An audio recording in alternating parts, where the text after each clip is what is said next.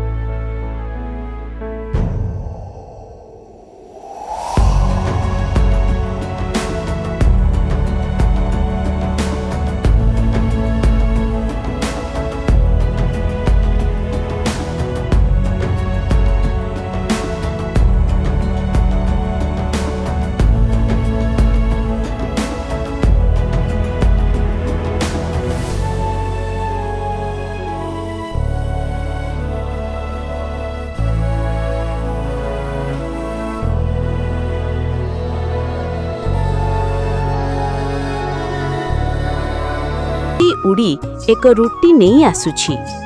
ଦିନେ କାଉଟି ଗାଁରୁ ଏକ ସୁଆଦିଆ ରୁଟି ପାଇଲା। ସେ ରୁଟିଟିକୁ ନେଇ ବରଗଛର ଏକ ଉଚ୍ଚ ଡାଳରେ ବସିଲା। କାଉ, କା କା, ଆଜି ମୋତେ ଭଲ ଖାଦ୍ୟ ମିଳିଗଲା।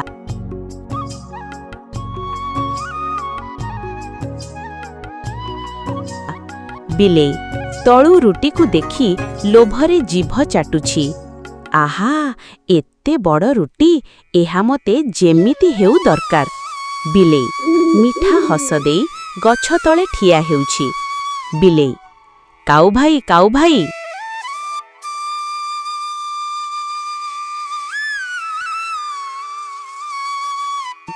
କାଉ, କା, କିଏ ଡାକୁଛି?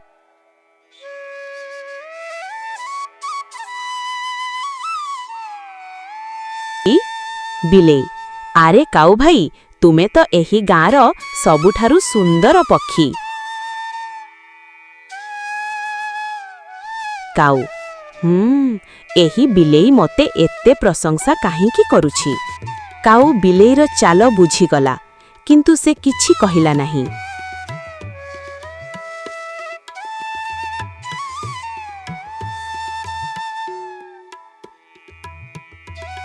ବିଲେଇ, କାଉ ଭାଇ, ତୁମର କଳା ପରତ କେତେ ସୁନ୍ଦର, ଆଉ ତୁମର ସ୍ୱର, ଆହା, ଏତେ ମଧୁର ସ୍ୱର ମୁଁ କେବେ ଶୁଣି ନାହିଁ।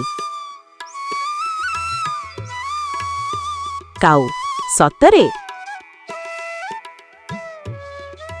ବିଲେଇ, ହଁ ହଁ, ତୁମେ ଯଦି ମୋ ପାଇଁ ଗୋଟିଏ ଗୀତ ଗାଇଦିଅ, ମୁଁ ବହୁତ ଖୁସି ହୋଇଯିବି।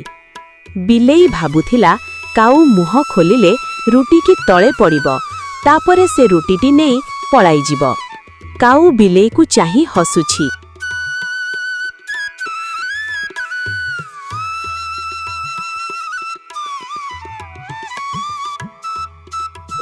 କାଉ, ବିଲେଇ ଭାଇ, ତୁମର ପ୍ରଶଂସା ଶୁଣି ମୁଁ ବୁଝିଗଲି ତୁମର ଉଦ୍ଦେଶ୍ୟ କ'ଣ।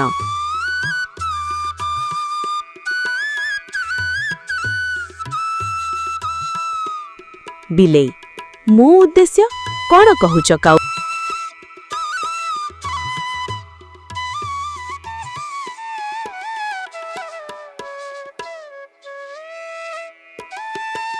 ଭାଇ, କାଉ, ତୁମେ ମୋତେ ମିଛ ପ୍ରଶଂସା କରି ରୁଟିଟି ନେବାକୁ ଚାହୁଁଛ।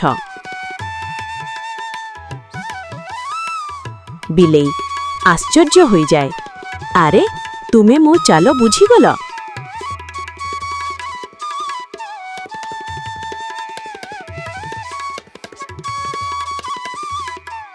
କାଉ ରୁଟିଟିକୁ ଏକ ସୁରକ୍ଷିତ ଗଛର ଖୋଳା ଭିତରେ ରଖିଦିଏ।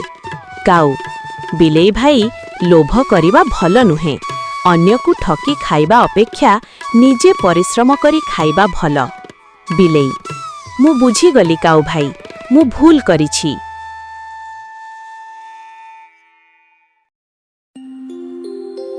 ପରଦିନ ସକାଳ, ବିଲେଇ ନିଜେ ଖାଦ୍ୟ ଖୋଜୁଛି। ସେହି ଦିନଠାରୁ ବିଲେଇ ଅନ୍ୟମାନଙ୍କୁ ଠକିବା ଛାଡ଼ିଦେଲା। ସେ ନିଜେ ପରିଶ୍ରମ କରି ଖାଦ୍ୟ ଖୋଜିବାକୁ ଲାଗିଲା।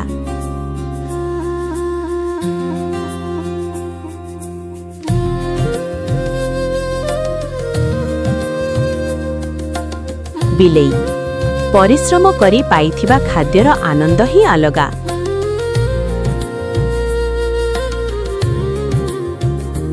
କାଉ ବହୁତ ଭଲ ବିଲେଇ ଭାଇ।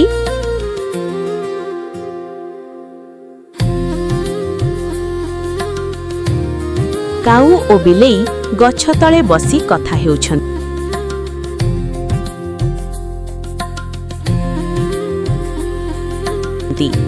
ବିଲେଇ କାଉ ଭାଇ ତୁମେ ମତେ ଭଲ ଶିକ୍ଷା ଦେଇଛ। କାଉ ବନ୍ଧୁକୁ ଭଲ ପାଠ ଦେଖାଇବା ହିଁ ପ୍ରକୃତ ବନ୍ଧୁତା। ଏହାପରେ କାଉ ଓ ବିଲେଇ ଭଲ ବନ୍ଧୁ ହୋଇଗଲେ। ଦୁହେଁ ମିଶି ଗାଁରେ ଖୁସିରେ ରହିଲେ। ସୂର୍ଯ୍ୟ ଅସ୍ତ ହେଉଛି। କାଉ ଓ ବିଲେଇ ଖୁସିରେ ଚାଲି ଯାଉଛନ୍ତି। ପିଲାମାନେ, ଏହି ଗପରୁ ଆମେ ଶିଖିଲୁ ଲୋଭ କରିବା ଉଚିତ ନୁହେଁ। ମିଛ ପ୍ରଶଂସାରେ ଭୁଲିଯିବା ମଧ୍ୟ ଠିକ୍ ନୁହେଁ। ବୁଦ୍ଧି, ସତ୍ୟ ଓ ପରିଶ୍ରମର ପଥ ସବୁବେଳେ ଭଲ। ଶିକ୍ଷା ଲୋଭ ମଣିଷକୁ ଭୁଲ ପଥରେ ନେଇଯାଏ, କିନ୍ତୁ ବୁଦ୍ଧି ଓ ସଚ୍ଚୋଟତା ସବୁବେଳେ ବିଜୟୀ ହୁଏ।